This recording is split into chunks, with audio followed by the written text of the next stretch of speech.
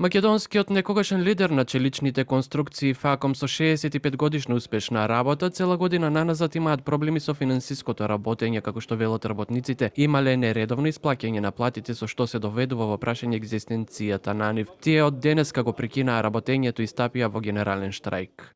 Излеговме затоа што не сме задоволни. 2 месеца ни каснат со плата. Еве више трети месец, каде кратат, што кратат, па не сме редовни. Ние доаѓаме тука за работа, а пари нема.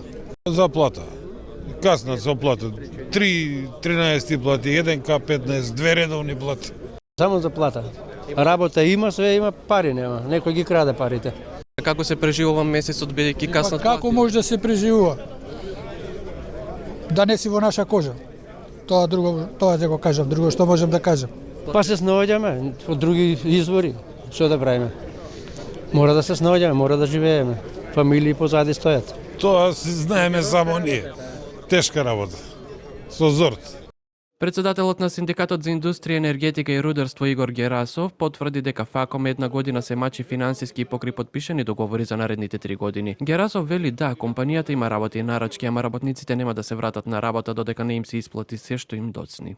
Нажалост, на овие работници овде, наши членови, не им е исплатено јануарска плата, февруарска плата, К15 за 2024 година и 3 последователни 13 плати. Работниците наши си го имаат изработено своето, но компанијата од нас непознати причини работи нерентабилно во изминатиот период, по нивни кажувања.